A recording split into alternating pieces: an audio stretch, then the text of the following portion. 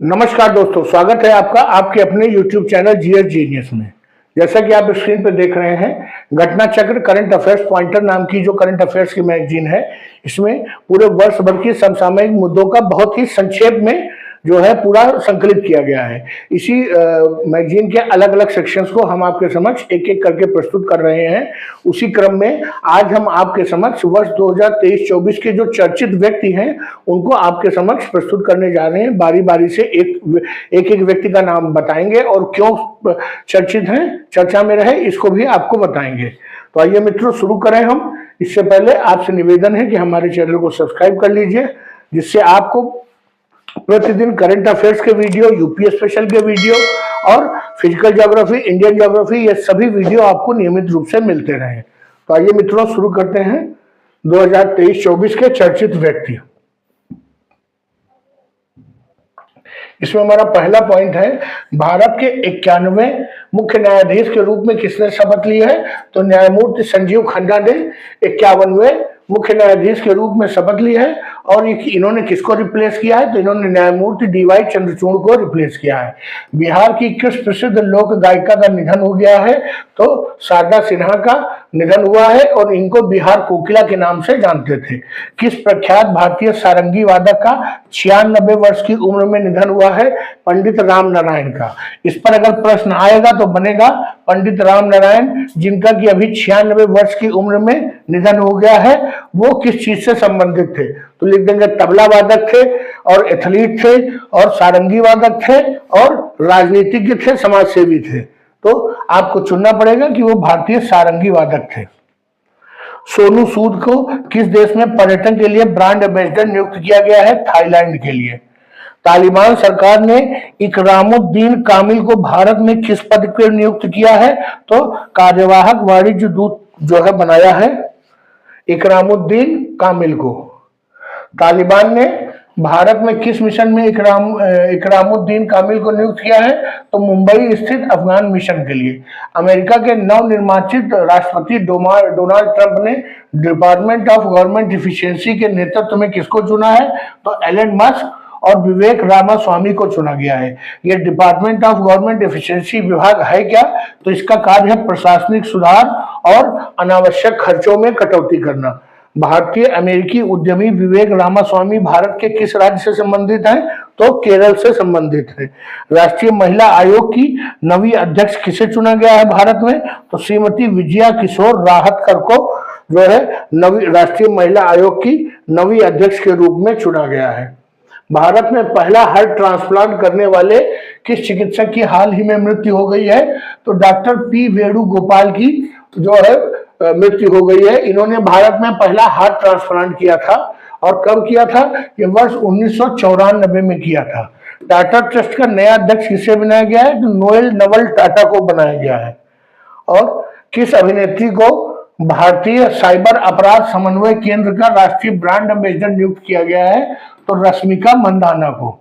8000 metre से अधिक ऊंची सभी चोटियों पर चढ़ने का सबसे कम उम्र का व्यक्ति कौन बना है? तो नीमा रिंजी शेरपा, ये नेपाल के हैं। इन्होंने 8000 मीटर से अधिक ऊंची विश्व में 14 चोटियां हैं जिन पर ये फतह कर चुके हैं और 18 वर्ष से कम उम्र के हैं। और यह उपलब्धि उन्होंने किस उम्र में पाई है? तो 18 वर्ष 5 माह 21 दिन की उम्र में यह उपलब्धि पाई है। और अतिरिक्त ऑक्सीजन का उपयोग किए बिना 8000 मीटर से ऊंची सभी 14 चोटियों को फतह करने वाले पहले दक्षिण एशियाई व्यक्ति कौन बने हैं? तो मिंगमा जी शेरपा नेपाल के हैं। इन्होंने ये हासिल किया है। भारतीय वायुसेना का प्रमुख का पदभार किसने ग्रहण किया है? तो एयर मार्शल अमरप्रीत सिंह ने भारतीय वायुसेना के प्रमुख का पदभार ग्रहण किया है। अंतर्राष्ट्रीय अंतरिक्ष स्टेशन के लिए भारत यूएस मिशन का मुख्य अंतरिक्ष यात्री किसे चुना गया है? तो विंग कमांडर शुभांशु शुक्ला को, जो भारतीय वायुसेना के विंग कमांडर हैं, इनको चुना गया है अंतर्राष्ट्रीय अंतरिक्ष स्टेशन पर जाने के लिए।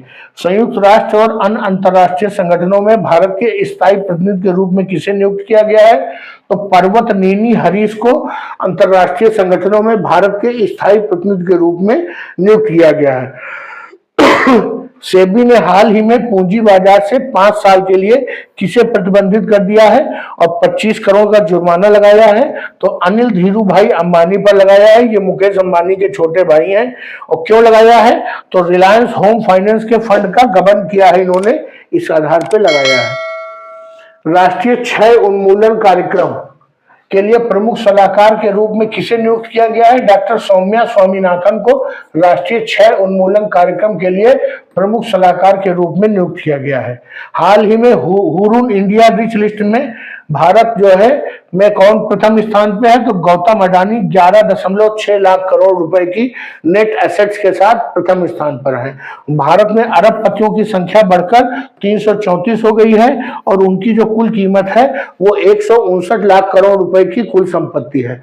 और अरबपतियों की सूची में सबसे युवा अरबपति केवल्य बोहरा हैं जो 21 साल के हैं और ये इन्होंने जेप्टो नाम की जो ऑनलाइन डिलीवरी वाली एक जो वो संस्था उसको स्थापित किया है, उसके सह संस्थापक हैं। और सबसे युवा स्वनिर्मित महिला उद्यमी कौन है? तो नेहा बंसल है, 42 वर्ष की, और इन्होंने अपने पति के साथ लेंस कार्ड नाम की कंपनी की स्थापना की है। Barclays private client Hurun India द्वारा जारी सर्वाधिक मूल्यवान पारिवारिक व्यवसाय रिपोर्ट 2024 के अनुसार परिवार स्वामित्व वाले व्यवसाय का नेतृत्व करने वाली सबसे प्रभावशाली महिला कौन है?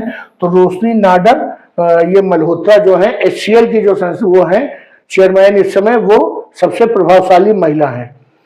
25.75 ट्रिलियन रुपए के मूल्यांकन के साथ किस परिवार ने सबसे मूल्यवान पारिवारिक व्यवसायों की सूची में शीर्ष स्थान प्राप्त किया है? तो अंबानी परिवार ने किया है। अंबानी परिवार के बाद दूसरे नंबर पे कौन है? तो बजाज परिवार है। तीसरे नंबर पर बिरला परिवार है। किस एक्टिविस्ट को यूके की जेल से हाल ही में रिहा किया है? तो जूलियन असांज, ये विकीलीक्स के संस्थापक थे। पहले भारतीय अंतरिक्ष पर्यटक बनने का गौरव गोपी थोटाकुरा को हासिल हुआ है। किसने सबसे अधिक बार माउंट एवरेस्ट पर चढ़ने का विश्व रिकॉर्ड बनाया है?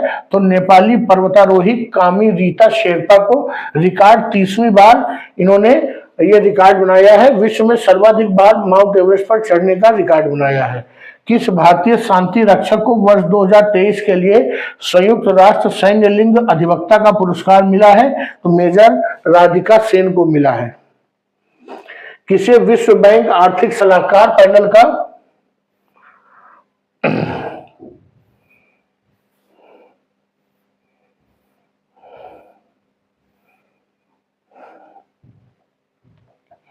किसे विश्व बैंक आर्थिक सलाहकार पैनल का सदस्य बनाया गया है? तो राकेश मोहन को बनाया गया है। क्या बनाया गया है? विश्व बैंक आर्थिक सलाहकार पैनल का सदस्य बनाया गया है। भारत के वर्तमान मुख्य चुनाव आयुक्त तो राजीव कुमार हैं। लोकपाल के नए अध्यक्ष के रूप में न्यायमूर्ति AM खानविलकर को नियुक्त किया गया है। पहले जो लोकपाल अध्यक्ष थे भारत के, वो पूर्व सुप्रीम कोर्ट के जो जज थे वो न्यायमूर्ति पिनाकी चंद्र घोष थे, पहले लोकपाल अध्यक्ष। और वर्तमान में न्यायमूर्ति AM खानविलकर है। पंकज उदास जिन्होंने हाल ही में जिनका निधन हुआ है वो गायन के क्षेत्र से जुड़े थे, प्रसिद्ध गजल गायक थे। उत्तराखंड उच्च न्यायालय की पहला मुख्य न्यायाधीश के रूप में न्यायमूर्ति रितु बाहरी ने शपथ लिया। एशियाई विकास बैंक के कार्यकारी निदेशक के रूप में किसे नियुक्त किया गया है? तो विकासशील को नियुक्त किया गया है एशियाई विकास बैंक के कार्यकारी निदेशक के रूप में। बिम्स्टेक के महासचिव का किसने पदभार संभाला है?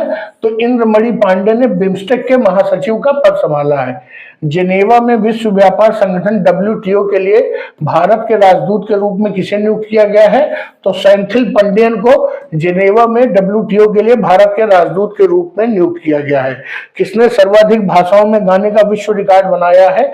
तो सुचेता सतीश केरल की रहने वाली हैं, इन्होंने विश्व में सर्वाधिक भाषाओं में गाने का विश्व रिकॉर्ड बनाया है। घुड़सवारी खेलों में अर्जुन पुरस्कार प्राप्त करने वाली पहली भारतीय महिला दिव्यकृति सिंह बन गई हैं। इन्होंने क्या किया है? घुड़सवारी खेलों में अर्जुन पुरस्कार प्राप्त किया है। मिर्जापुर जिले में बेटी बचाओ बेटी पढ़ाओ योजना की ब्रांड एम्बेसडर किसे बनाया गया है? पिंकी को बनाया गया है। ये पिंकी कौन है? ऑस्कर पुरस्कार विजेता डॉक्यूमेंट्री इस्माइल पिंकी की मुख्य किरदार थी पिंकी।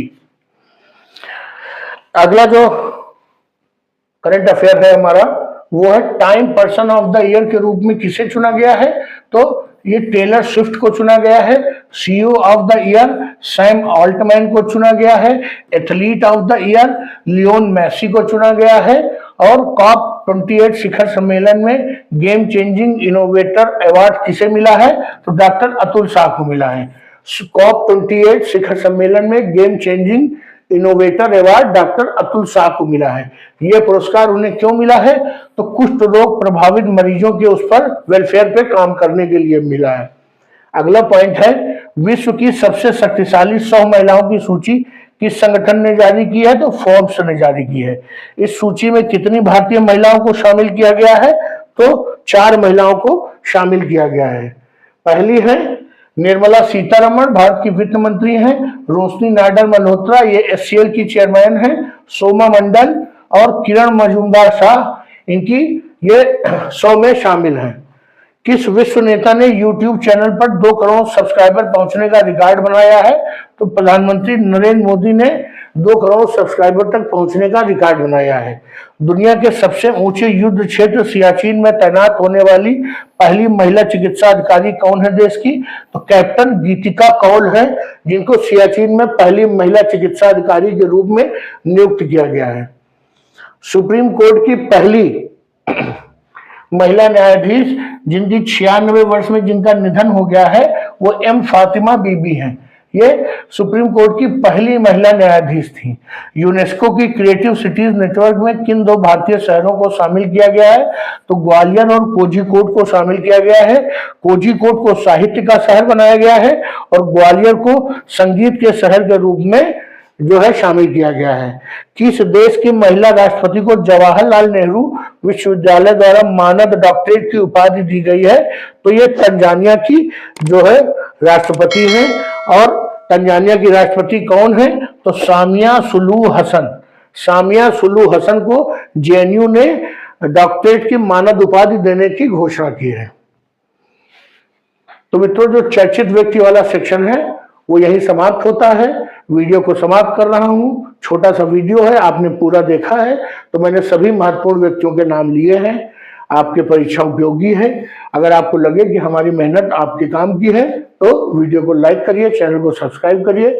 हमारे उत्साहवर्धन के लिए 2 शब्द कमेंट में अवश्य लिखिए। धन्यवाद।